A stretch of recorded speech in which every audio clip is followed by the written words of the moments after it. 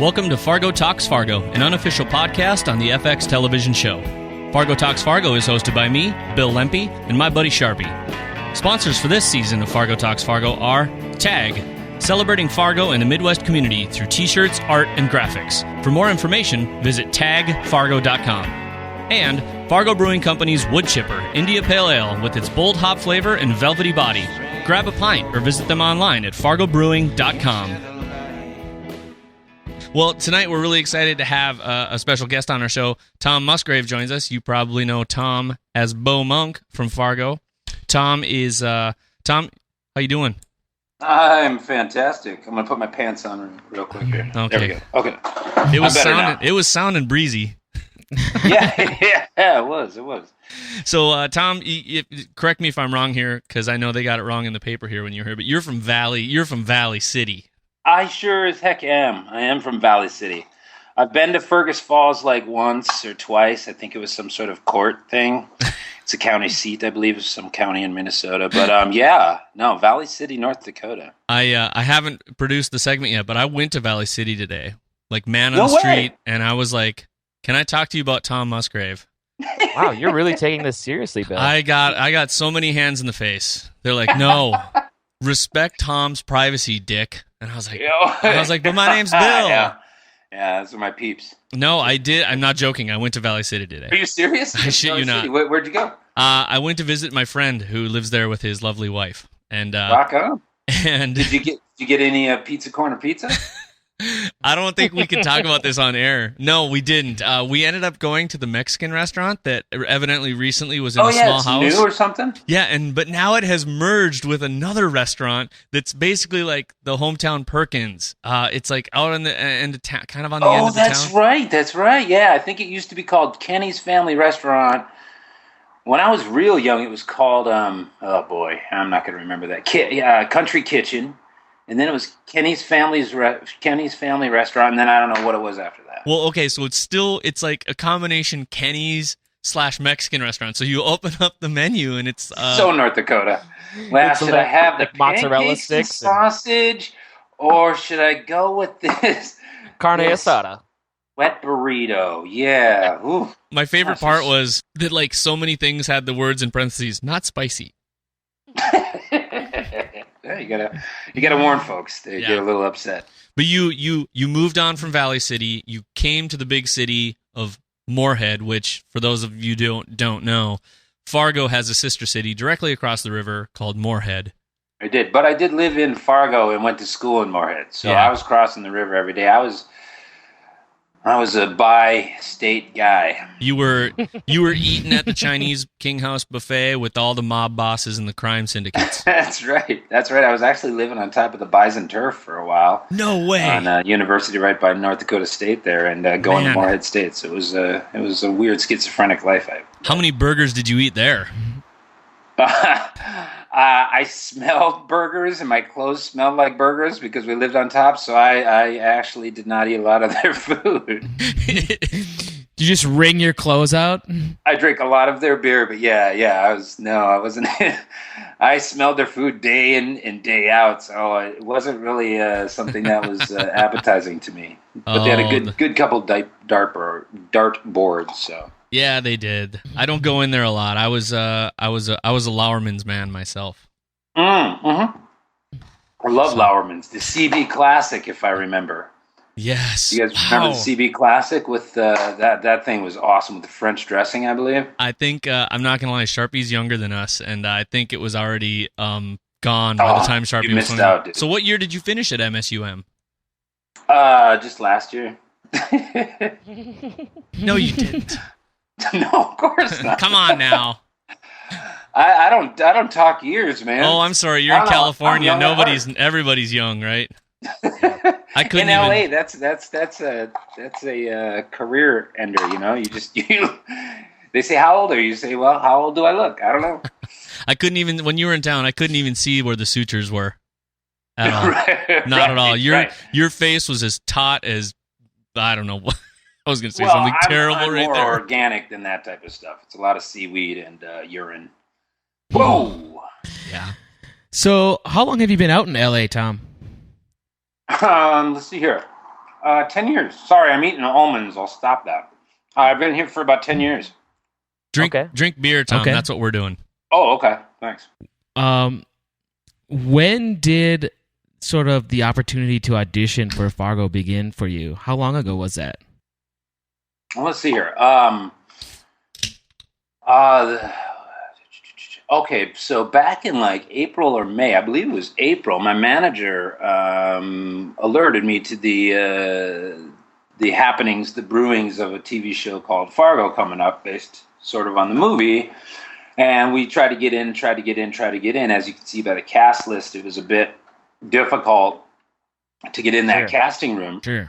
Mm-hmm. So my manager, who is absolutely wonderful, Lisa Blumenthal, kept on it. And in June, funny enough, Rachel Tenner, the casting director, whom I love, finally said, all right, at least bring him in. Well, the funny thing is, I was in Fargo that week. I was in Fargo, North Dakota the week they said, yeah, bring him in. We'll read him. So my manager was able to say, well, he's in Fargo right now. So I think that was sort of interesting to them. And she said, okay, well, you know what? Bring him in next week. And that was in June of this year, 2000. Okay. What is it? 2000? Yeah, it's 2013. Yeah. 2013. And so that's when this whole thing kind of started for us. So when you auditioned, were you auditioning specifically for the role of Bo Munk, or was it kind of more of a general audition and you didn't know what role? Did you like try multiple parts? Right. Funny enough, I went in. They read me for Bob Odenkirk's part of Bill Oswald. Okay. Oh, and and they sent us 2 scenes. I think it's the first. I'm trying to think now. Back in the episodes, I think it's in episode 2. The first one was the Hubba Bubba. What's that gum again? Yeah, grape juice. You know. Yeah, what's that grape gum? Geez, what is that? You know, where Molly's trying to get the scoop here. Sure. And Bill, the character Bill's just kind of being an idiot. But anyhow, so they had that one. And the one where Bill tells her she's off the case. You know, you got to toe the line. You know, toe the line here. And, geez, you know. So the funny thing. So I came in there. The funny thing. I always say that. The funny, as if there's one funny thing and now it has to be funny. And interesting thing about that is that I went in there and Rachel was like, all right, I know you have 2 scenes, but we're just going to have you read one. Oh, sure. And that happens all the time. So... Yeah. Can you tell us a little bit about that experience of when you're in there? Like, how many people are in there looking at you or watching you? Are you there with other actors, or are they outside the room? Most definitely. So I walked in there with the accent, didn't ever drop it. I walked in with naivete, with the North Dakota nice, the Minnesota nice, and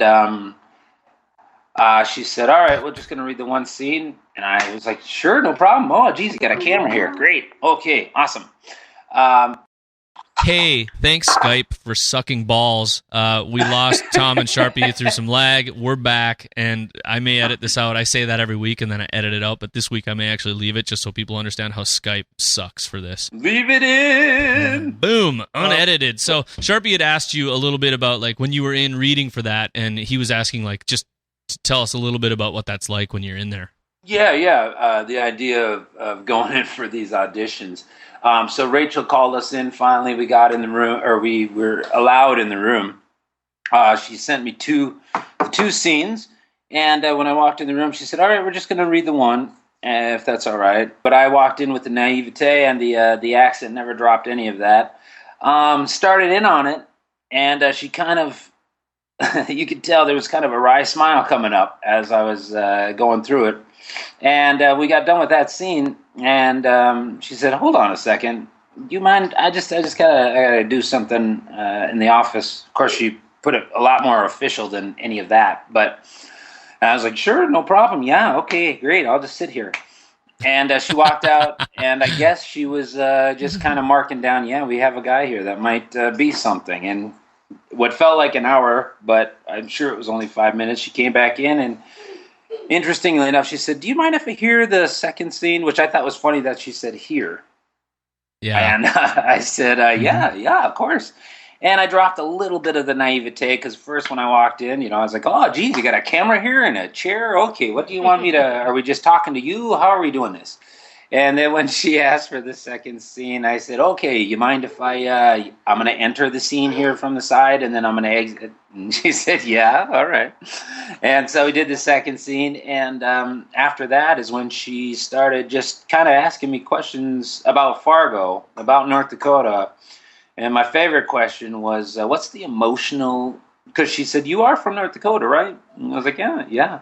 And she said, what's the emotional life of a North Dakotan like? And that's pretty much what I gave her the old, oh, geez. Well, it's pushed down real deep inside. We don't show you too much. It's kind of not a lot of talk.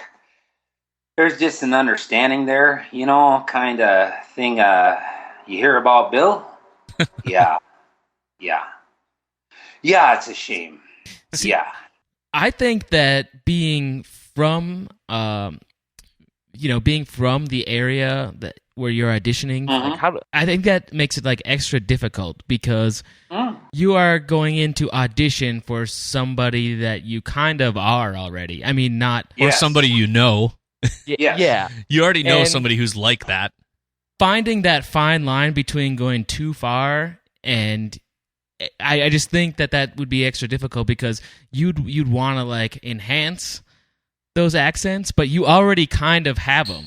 So you could just go in there and start talking, and that would be your audition, but you're kind of aware of that, and so you might want to take it a little too far. I think finding that balance would be extra difficult for you over top of some of the others. I hear you, man. Well, one thing that in my life that I've understand is KISS, K-I-S-S. Keep it simple, stupid. Right. And so when I thought about, how am I going to attack this? What's my process on this? A lot of what you said is true. I just said it's in your bones. Don't force anything. Right. But I also kind of said, all right, take the accent with a little bit of steroids here. Don't lay off it too much. Push it to the front of the mouth and close those vowels and let it ride. See what happens there. And don't ever let up. Even if she's talking to you about, did you get parking? Is that all right? You say, yeah, sure, it's great. Thanks a lot. Do you validate? Yeah, exactly. And I think hopefully, well, whatever, it doesn't matter. I got the role. But in this case, a lot of times, especially TV film, a lot different than theater. They want you to be that person. They don't want to. They want to see it right away. They want to know that there's that essence there. And so not dropping any of that accent and not dropping the naivete and not dropping the just the Minnesota nice, the North Dakota nice, I think helped.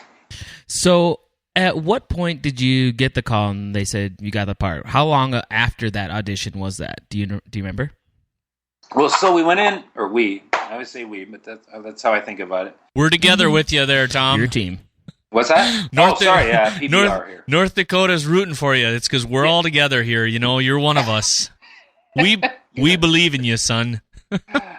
So went in there and in June, right? And then we waited for freaking ever. And I thought it went great. Didn't hear anything. And then Lisa, I finally asked her, do you want to just check in, see what's going on, see if they moved on or, what they thought. And she's like, yeah, sure. We were kind of puzzled. And so she did about a month later, and they're like, no, we love him, but he's just too young for that role. And we're trying to find a role for him. And so that was great to hear. And then, so I think it was then in August.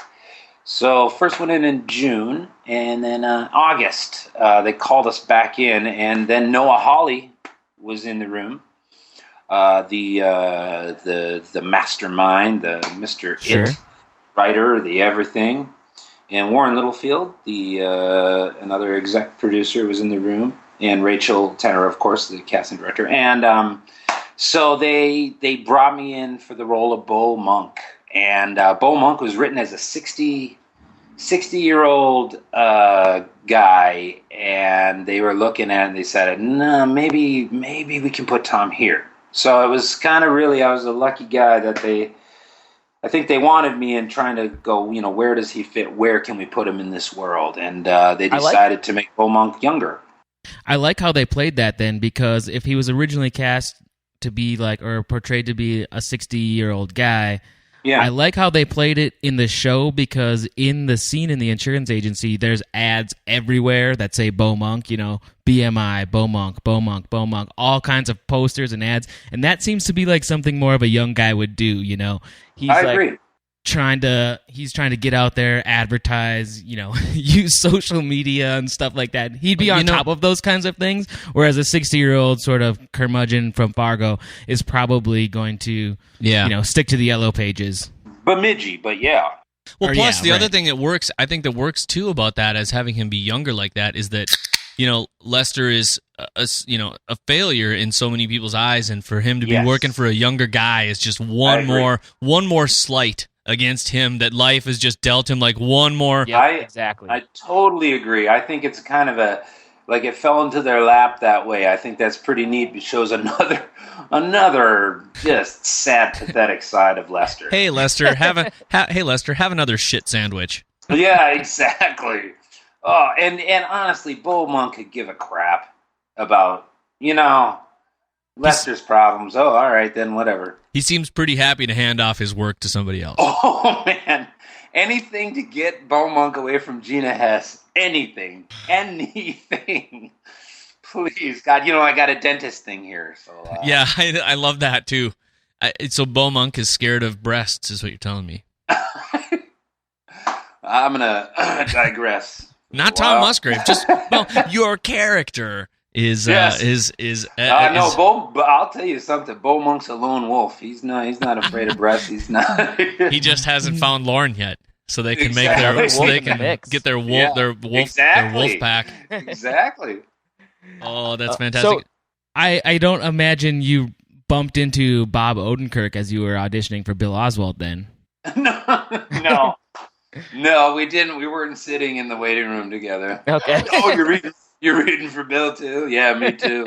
And you want to hit a coffee after this? No? Yeah. Oh, okay. Never mind. So, Mr. Show, how'd that go for you? I love Mr. Show. I loved Mr. Show, man.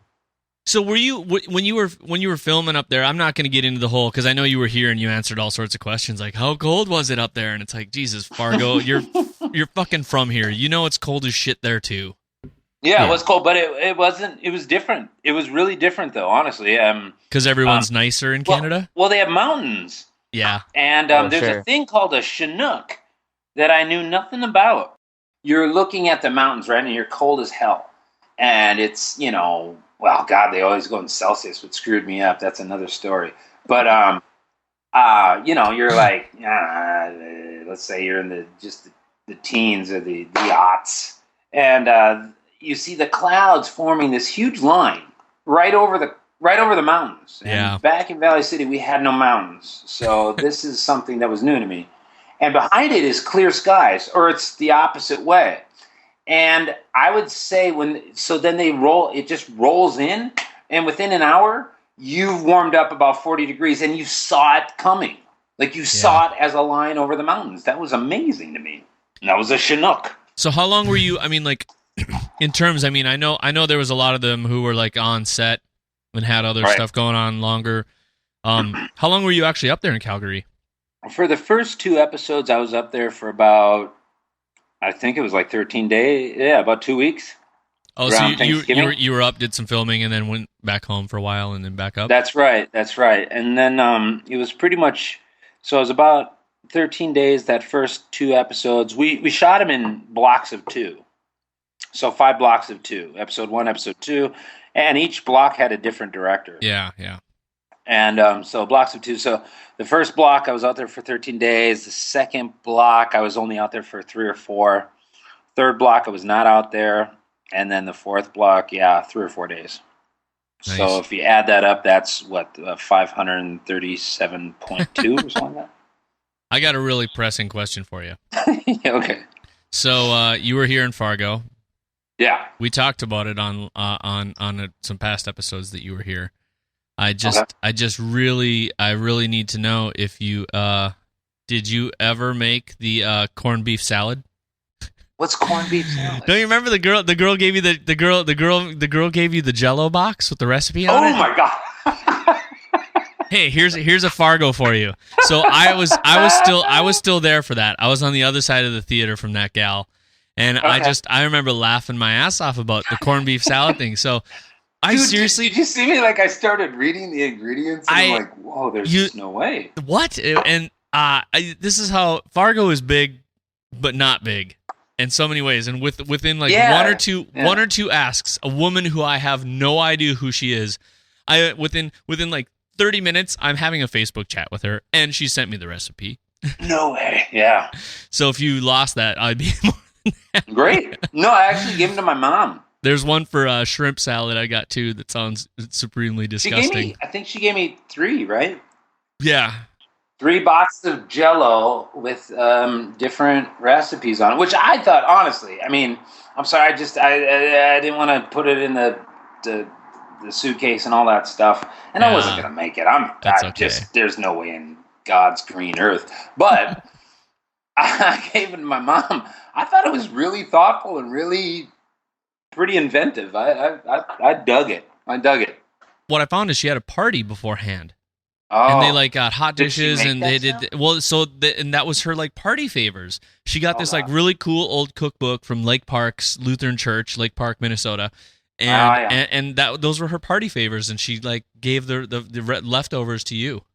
Oof, the Martha. Yeah, corned beef, a Jell-O salad. Dude, it was like so when we were hanging out, Martin Freeman, name dropping. Did you drop something, Tom? Yeah. Boom, just drop that. Martin was asking me about this stuff. He's like, "Is this really true?" I'm like, "Yeah, man.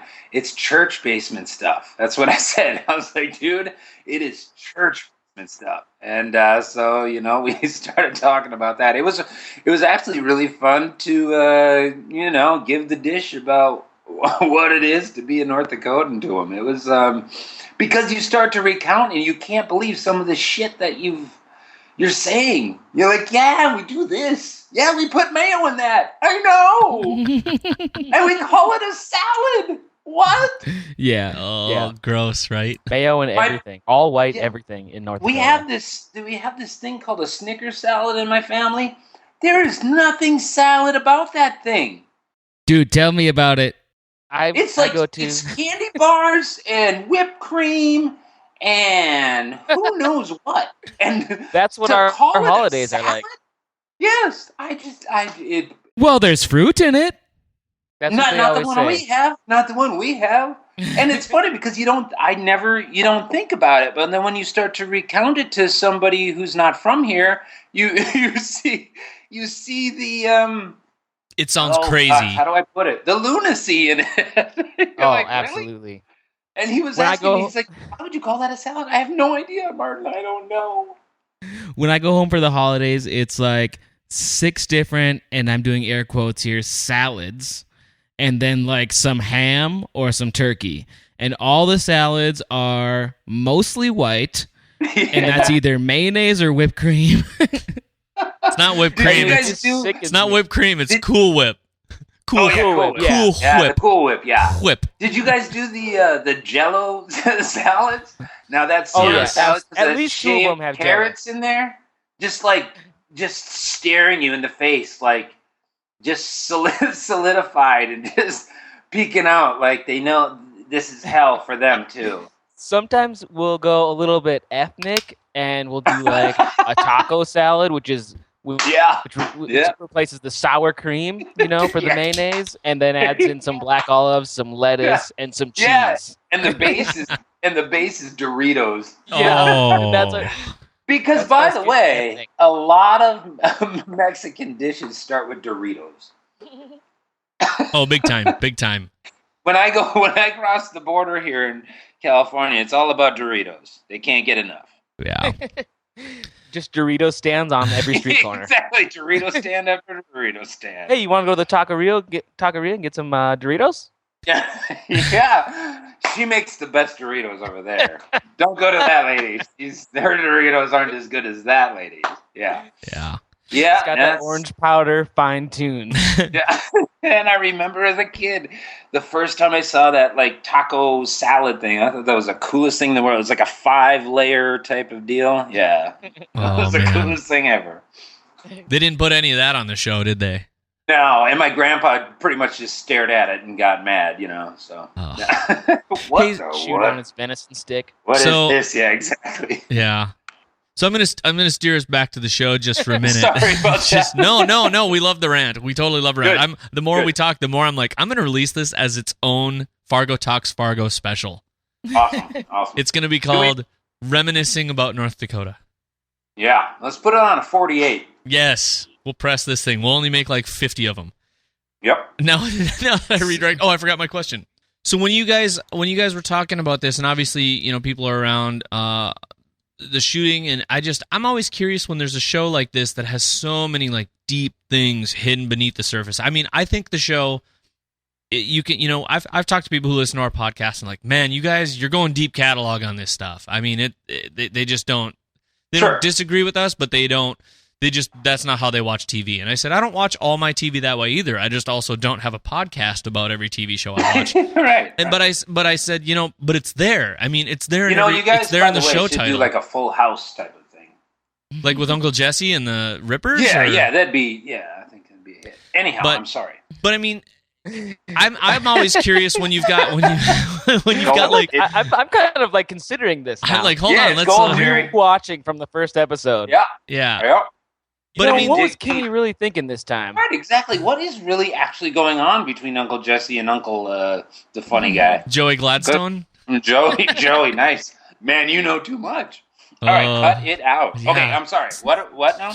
I was just curious, like how much direction there is or discussion even amongst people who've got. I mean, I'm sure they only get. I mean, you didn't get like every script, so you saw your parts, so you don't always know the whole story either.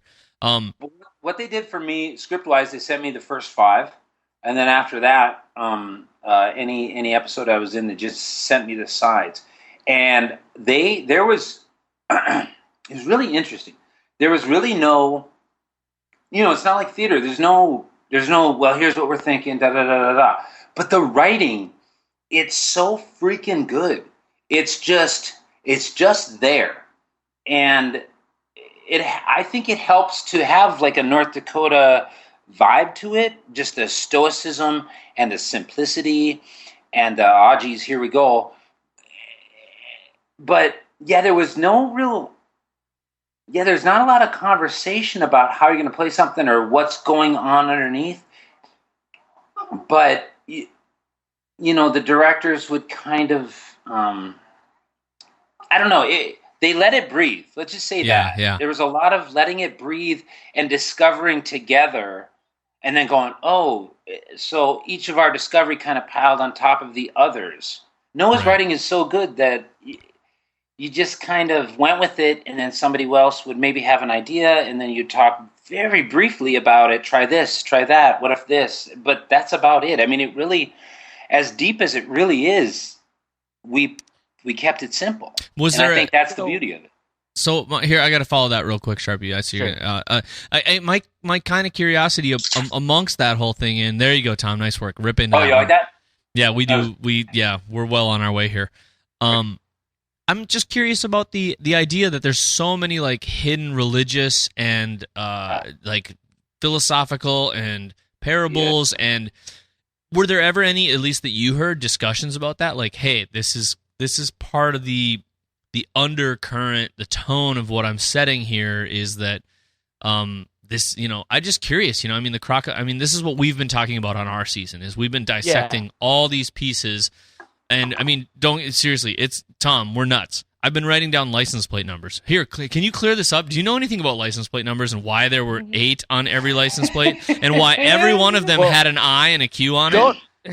No, he can't tell me the answer probably. Or can you just or you can't talk anything about that. Don't sidetrack him to the away from the major question. And I'm just going to kind of add on to because my next question was basically what you're saying is that Tom, Bill and I we're seeing the final production. And so we're seeing a lot of the details and stuff that's added afterwards that sort of enhance those parables and a lot of the nods to previous Coen brother works and stuff like that. We're seeing that we're seeing the final product. When you're in production, are you aware, are those things as aware to the actors noticeable? So when we're done shooting and we're all hanging out and having beers, talking or whatnot. No, not not a damn thing. When we're though in our hotel room doing our little homework and whatnot and getting ready, there's some thought to it, but we're not because like each character doesn't talk about it, right? Sure. On screen. So no, there's not really a lot of like, what does this mean? What does this mean? Now, maybe at the end, like you're saying, after production, all that, but no, we're not doing Bible study as if the script is the word and whatnot. Not at all. What we're trying to do, because we have a job, and our job is different than what your guys' job is. Do you know what I mean? Yeah, totally. Yeah. Our job is to go, what do I want? How do I get it? What am I doing here? That's my job as an actor. Yeah. So we leave it at that. We really do. And that's the beautiful thing about acting. I remember Eddie Vedder, Pearl Jam, Jeremy, somebody asked him, well, what does it mean? Does it mean this? Does it mean that? And he said, it means whatever you think it means. Yeah, I remember that. And that's kind of the idea.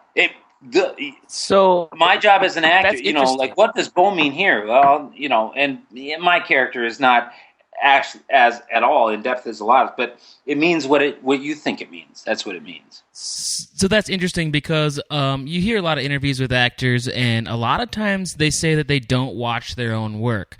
So if they don't do that, and that will be a question towards you, do you watch your own work? But if they don't, then do you feel like you'd be missing out on a lot of that stuff that gets more illustrated in the final product that you might not have known was going on?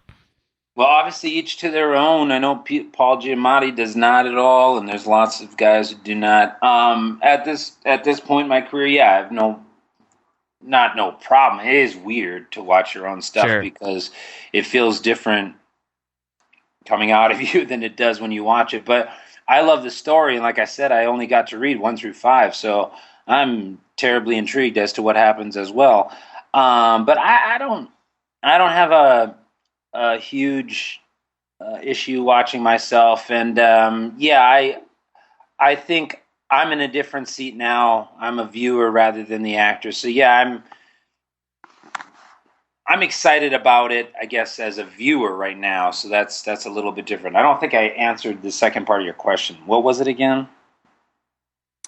It was something about Sharpie lives in Colorado. He already forgot. Is that what? Well, it was something about like the things you guys were talking about. Maybe do I think about that? I really don't, because I'm not as smart as you guys. No, I don't know. I don't know if that's true. I mean, I'm just saying. I'm very curious when there's. I mean, even like two episodes ago on Mad Men, there was a bunch of scenes in there that were like straight up Kubrick shit going on. And I mean, and I get it. Yeah, I mean, you guys obviously won't see some of that because it's like it's editing, it's like post production.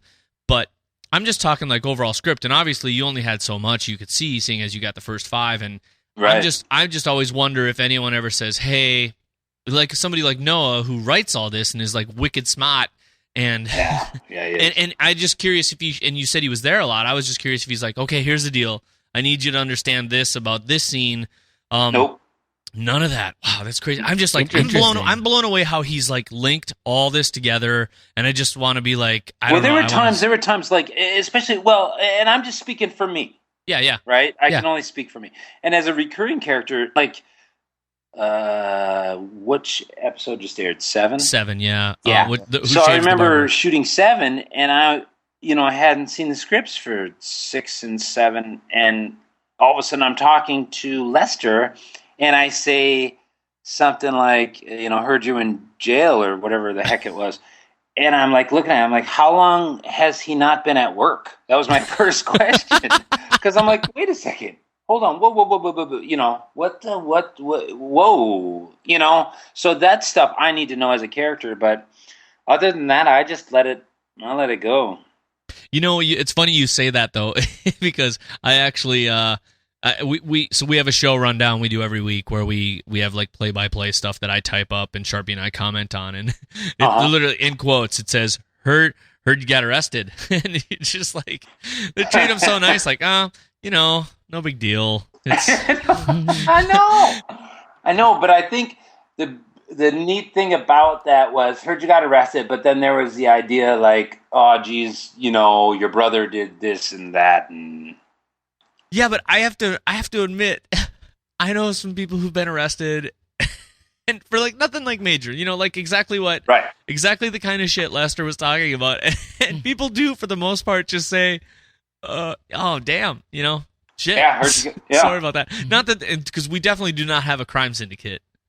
No, no. We don't. And I have been arrested in downtown Fargo for drinking Budweiser on top of a building. Oh, that's It's like small stuff like with the that. Hodo, or where were you at? I was on top of rooters. Oh, I like rooters. Hey, you know what, Tom? We're gonna force you right through this. You ready? Yeah. Okay, here you go. Jeez, Lester. Oh, jeez. Heard you got arrested. Well, you know how it is. Had a few too many, slept it off at the station. You can blame you, really? After what you've been through? Yeah. Little real sweet. You're really rocking that stash. Are you still wearing that? You had it when you were here. I'm not going to make you listen to that whole scene. I'm just fucking with you. Hey, Tom, listen to your own voice. I thought I was pretty compassionate, to tell you the truth. You know, I think so. I felt it. Yeah. After what you've been through, yeah. Hey, here's a really dumb question, but I have to admit I thought about it. That scene where Lester's in the bathroom and you're talking from outside, was that when he was, you know, he's like, oh yeah, and because you guys were like, we're going to Arby's. Yeah, I don't know if you could hear that. Yeah. Were you guys really there recording that, or was that like ADR kind of shit? That's ADR. Yeah. I kind of always want to know some things are still real. Nah. I'm like, what? You mean that's CG? Yeah. And it was fun as all get out, too, to do that ADR, because I think it was, I was doing a lot of, all right, who's up for some Arby's? I'm ready for some roast. I said something like, I'm down for some roast beef. Oh, yeah. Because they just let you go off. They just let you ramble. So I'm like, all right, I'm down for some roast beef. Who's going? All right, you're going. All right, let's do it. And then I think Susan Park, who plays Linda Park, said, what about Lester? And I said, where is he? She's in the bathroom. I said something like, we'll get him a salad. He'll be fine. Yeah. We've talked about it before, and I still can't figure out the credit where credit is due. I believe it's for a guy who writes for AV Club. We've been talking so much about Noah Hawley and just like this clockwork universe thing that also kind of took place in Breaking Bad, where it's like there's all these gears and they slowly are motioned into place, and they line up and they start turning all the wheels. Noah Hawley's... And holy shit, it's going, and I have so many questions that I hope he can tie up so many loose ends, or you're gonna have to get me his number because I'm not gonna fucking sleep. Sure, no problem. If we could get him on the show, we actually, that's the thing, is we're trying to figure out how to see if we would love to get, like, Noah did a really great interview with Diane Miller, who writes for the High Plains Reader here in Fargo, which is like the small. Oh, he did. Yeah, that's right. I think I read that. That was. I believe that came out when I was in Fargo. Yeah, it was. It was exactly when you were in Fargo. Yeah, I read that. Yeah. And Diane was on our our fourth episode, I think, or third, and after episode 3, and she said he was just nothing but gracious, super nice, and all I keep thinking is like, God, I got to get that guy on the phone because we want to have him on like after episode 10 airs so that we can like just be like, please, just you tell and me the rest of the world. Tell me the secret sauce behind this. I feel like this, you know what? I feel like I want to turn this into like one extra episode. Our sponsors are going to be so big. No crap. You have sponsors? Yeah. And I want to be like, hey, we're going to throw another show at you, just an extra one. We're going to call this the Tom Musgrave Midwest Extravaganza Rundown. Tom Rants. with Bill and We Sharp. actually have Fargo Brewing Company's wood chipper as a sponsor. Oh my God, we haven't even started talking about sponsors, and we still have to record the whole other show. This is gonna be. I love this. This is great. I have a T-shirt. I'm trying to think. It's in the laundry right now. My buddy Mike Wild, Wild and Associates, architectural firm there in Fargo. They did some bar. It wasn't wood chipper though, was it? That's not a bar. That's a brewery. A bar brewery or It's Fargo is the brewing company. Fargo Brewing Company. That One is. of their That's the beers. T-shirt I have. That's the T-shirt I have. Yeah, that's our sponsor. Fargo Brewing is one of our sponsors, and they're fantastic. They really help make our show happen, and we do a thing for them, and because they have a wood chipper. They have a wood chipper pale ale, India pale ale. Oh yes. When I was at the Hodo, they put me up at the Hodo, the Fargo people, whatever. And I was drinking the wood chipper. It's a fantastic place, Nice. isn't it? What room did you get? Dare I ask? I was in the Big Dog. You were. Nice work, Tom. Way to make it happen. It was amazing, and some of the best breakfasts I've had in my life. The best toad in the hole I've ever had. If you ever come back, I would recommend you ask for room 17. Really? Yeah, What's it's. I think it's Richard Bresnahan's room. He's the guy who does all the pottery and ceramics from St. John's University. Okay. And the bathtub in that room fills from the ceiling. But it's an infinity tub inside your room, right at the foot of your bed, that fills from the ceiling. That's very cool. Tom, who shaves the barber? It's always the barber. I know, right? I know. It's like it's snake eating the snake. Oh boy. Well, Tom, this has been super awesome. We totally appreciate you. I think we're gonna have to spin this off into its own show, because we actually got a lot of time with you, and it was fantastic. So really, from the bottom of my heart, thank you for being on the show. Well, thank you guys. I appreciate you guys, and sorry about the non-video, but No. so you know, I'm looking great. And, We've been imagining you very without healthy. pants since you brought it up. All right. Hey, is there anything coming up you want to tell us about? Are you doing anything? You got anything working in a theater? Or are you working on a new show that you can talk about, or is everything under wraps? Right now, no. We're just kind of flying under the radar. Everything's kind of bubbling, and we're leaving it be at that. All right. But I will definitely let you know. Yeah, keep us in mind when you got a new project, and Okay. we'll base our entire podcast around it. Yes. Good. Why not? I can see it now. It's called Eating Almonds with Bo Munk. I'm doing a one-man show on the corner of Hollywood and Vine. Now I'm going to be naked and probably arrested. Oh, Tom. Thank you so much, though. We really appreciate it, and we hope you do well, and best of luck to you. Thank you, guys. Say hi to Thank Julie you. for me, please. All right. I will. We will. All right. Take care. Bye-bye.